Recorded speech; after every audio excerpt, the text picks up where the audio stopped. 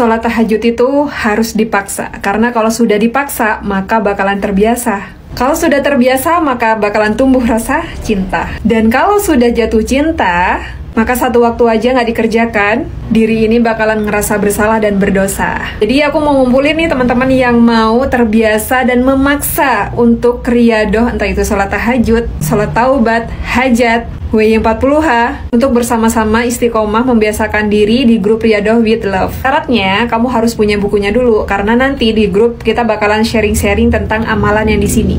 Ya, istiqomah bareng-bareng, aku tunggu di grup. Percayalah, ketika kamu sudah ikhlas dengan keadaanmu yang sekarang ini, disitulah Allah merencanakan suatu kebahagiaan buat kamu. Allah itu mampu, teman-teman. Allah bisa mampu merubah keadaan kamu yang sekarang ini, yang katanya terpuruk, kecewa, khawatir, takut, menjadi suatu momen yang paling berharga di dalam hidupmu. Hasbunallah wa ni'mal wakil, ni'mal maula wa ni'man nasir. Ayo, daripada galau-galauan mah, riyadoh aja yuk bareng aku di grup Riyadoh with Love. Jangan lupa ya, di tanggal 25 Agustus. Yang udah punya bukunya bisa langsung masuk, join, dan cek di belakang buku sini ya. Di situ ada info untuk masuk grupnya. Aku tunggu di grup ya. Udah, jangan galau lagi. Masya Allah, tapi doa aku selama ini terucap selalu minta ampunan dan minta ridho Allah. Karena Allah maha mengetahui apa yang kita inginkan, tapi lebih tahu apa yang kita butuhkan. Bener banget. Ya, nggak ada yang salah kalau kita punya pemikiran kayak gitu ya. Allah lebih tahu apa yang kita butuhkan, Allah lebih tahu apa yang kita inginkan kayak gitu. Tapi jangan sampai buat kita ngerasa sombong. Misalnya kayak gini, habis doa, habis sholat ya, kita berdoa, ya udah minta ridhonya Allah, minta ampunannya Allah. Terus dalam hati terbersit, ya udahlah terserah Allah mau kasih kayak gimana, toh Allah lebih tahu. Memang Allah lebih tahu, tapi Allah lebih ingin kita itu kayak memohon yang benar-benar ngerayu, benar-benar kita lama doanya. Itu salah satu rasa syukur kita kayak gitu. Dengan kita meminta, dengan kita mendetailkan doa kayak gitu, ya Allah aku mohon, ya Allah aku ridhoi, ya Allah mudahkan aku begini begitu kayak gitu.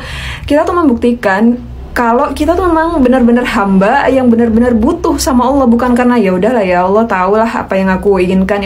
Dengan kita mengucap apa yang kita inginkan, dengan kita mengucap jelaskan apa yang kita mau sama Allah, itu salah satu bukti bahwa kita benar-benar butuh. Jangan sampai karena Allah lebih mengetahui apa yang kita inginkan, apa yang kita butuhkan, kita tuh nggak mau meminta benar-benar yang minta sama Allah. Ini versi aku ya, karena aku juga dulunya seperti ini doanya. Ya udahlah, Allah lebih tahu apa yang aku inginkan, Allah lebih tahu yang aku butuhkan kayak gitu. Akhirnya apa? Ya udah, maaf ya, lama dikabulkannya.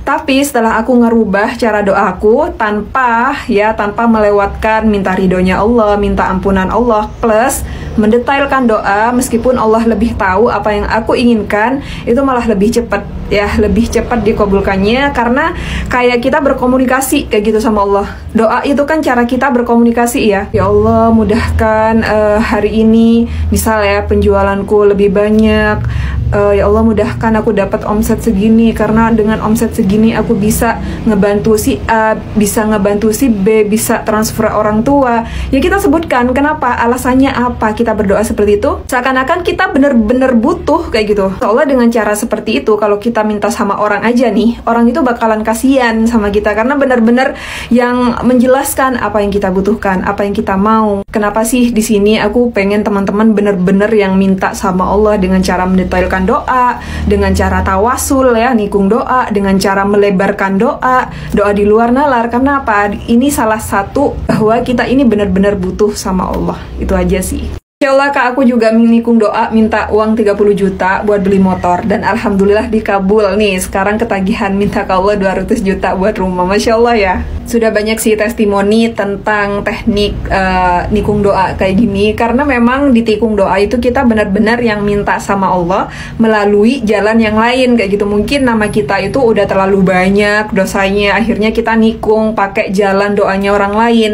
Nah, orang lain tuh siapa? Orang tua kita, para alim ulama misalnya, atau ke Rasulullah aja langsung, itu nggak apa-apa. Karena nikung doa itu sama halnya kita tawasul. Coba nih buat teman-teman ya, sekarang yang ngerasa kenapa ya doaku tuh lama dikabulnya, coba dirubah cara doanya, teknik doanya dirubah. Kalau selama ini kamu sering pakai nama kamu sendiri buat doa sama Allah, siapa tahu nama kita ini udah sebenarnya udah terlalu banyak dosanya kayak gitu ya. Coba aja pinjem jalan doanya orang lain dengan cara nikung doa. Kalau masih bingung caranya seperti apa, Kak, tikung doa itu seperti apa, doa di luar nalar seperti apa, sudah lengkap di buku Riyadhah with Love ini. Jadi kamu tinggal contek aja, terus tinggal diganti-ganti aja. Dan satu pesan lagi, jangan pernah takut minta sama Allah, karena Allah sendiri ya yang berjanji siapapun yang berdoa kepada Allah maka Allah akan kabulkan. Dan perlu diingat lagi, Allah itu unlimited ya, super nggak ada batasnya, super maha kaya. Kamu bebas minta apapun sama Allah. Kak, tapi aku malu, banyak dosa. Udah, Allah itu nggak seperti manusia, teman-teman ya, seperti kita. Kalau kita manusia punya dosa sama orang lain, minta sesuatu pasti udah nggak bakalan dikasih. Tapi sama Allah beda, sama Allah. Allah itu maha penyayang, Allah itu ampunannya sangat luas. Meskipun kita banyak dosa, tapi kita sudah bertaubat, kita udah janji sama Allah nggak mengulangi lagi. Insya Allah apapun yang kamu minta, Allah pasti ijabah. Yang belum CO, buruan CO ya. Ini stoknya udah menipis banget. Jangan sampai ketinggalan beli bukunya. Kalau udah punya bukunya ini, kamu bisa masuk di grup Riyadhah with Love yang insya Allah bakalan mulai di tanggal 25 Agustus ini. Gimana ya biar nggak takut mau tahajudan? Bukan masalah susah bangunnya, tapi ini kenapa horor banget suasananya. Sebenarnya mau horor atau enggak itu kita ciptakan sendiri sih. Pikiran kita sendiri yang menciptakan. Kenapa aku bilang kayak gitu? Karena aku dulu juga mantan penakut. Aku mau ke toilet diantar ya, mau kemana-mana diantar. Jangankan mau bangun di jam 3, sepertiga malam. Di waktu jam-jam maghrib kayak gitu aku mau wudhu aja, mau mandi atau mau apapun itu minta ater. Sampai ketika aku mikir, kalau seandainya aku terus-terusan seperti ini, gimana mau ada perubahan? Ada hal yang namanya hantu ataupun apapun itu, sebenarnya ya bener sih ada, cuman nggak separah itu kayak gitu teman-teman. Itu cuman pikiran kita aja.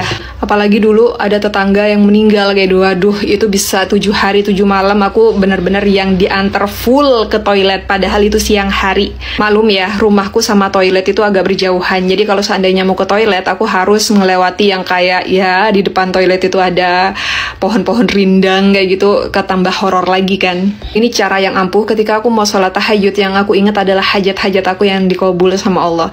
Jadi nggak terlalu fokus sama yang hantu lah, yang takut ini tiba-tiba ada ini, enggak. Aku benar-benar fokus sama hajat aku fokus sama ya udah ini waktunya aku ngomong nih sama Allah. Ini waktunya yang udah goal time-nya aku ngomong sama Allah. Jadi kayak pikiran ini udah penuh dengan doa-doa, penuh dengan oke, aku bakalan sholat, oke, aku bakalan tahajud. Nggak ada lagi yang namanya horor-horor.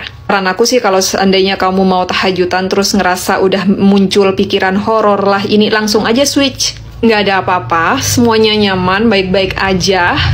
Kamu nggak sendirian, teman-teman yang lain, tetangga, mungkin ada juga tetangga-tetangga kita bangun di jam itu juga, cuman kita aja yang nggak tahu. Rasa nggak sendirian, ada juga kok teman kita, tetangga kita yang bangun di jam sepertiga malam. Soalnya dengan cara kayak gini, lama-kelamaan pikiran kita tentang horor-horor ya, takut kayak gitu mau bangun di sepertiga malam itu habis.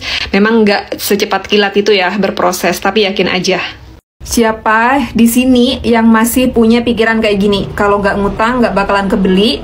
Kalau nggak ngeriba, nggak bakalan bisa punya modal buat berbisnis. Kita tuh hidup di era sosial media kayak gini, itu seharusnya kata-kata yang tadi itu, kalau nggak ngutang kita nggak bakalan bisa beli apa-apa, kalau nggak ngutang riba kita nggak bakalan bisa dapat kerjaan karena nggak punya modal, itu udah nggak zamannya lagi. Karena sekarang pekerjaan yang nggak butuh modal itu udah banyak banget teman-teman. Kamu tinggal pilih aja mau ke jalan yang mana, kayak gitu, mau ambil yang ikhtiar mana. Alhamdulillah banget ya, sekarang itu sudah ada afiliator ya kan, yang kita tuh nggak butuh yang namanya modal, kita nggak butuh ngeluarin duit buat jualan. Aku dulu pernah cerita kan, jadi afiliasi atau afiliator yang alhamdulillah dari pekerjaan itu yang mengantarkan aku umroh bersama orang tuaku, punya tabungan 2 digit kayak gitu ya, dan alhamdulillah sampai sekarang komisinya itu tetap ngalir terus, nggak keluar uang buat beli barangnya, kalau dikirimin barang sama penjualnya kayak gitu ya. Ini Masya Allah banget. Dan alhamdulillahnya sekarang menjadi afiliator itu lebih mudah lagi, karena kamu nggak perlu yang namanya punya followers banyak, udah bisa kita promosiin barangnya orang kayak gitu ya, buat dapat sampelnya dan lain-lain, tapi memang butuh ilmunya. Nah teman-teman yang mau belajar tentang afiliasi, ini aku punya buku rekomendasi khusus dan bagus banget dari Theo Giovanni, salah satu konten kreator yang ngebahas gimana caranya jadi afiliator, dan aku banyak belajar di sini. Sekarang udah nggak ada alasan lagi mau berbisnis, mau jualan, butuh modal yang banyak. Karena kamu nggak pakai modal pun juga bisa.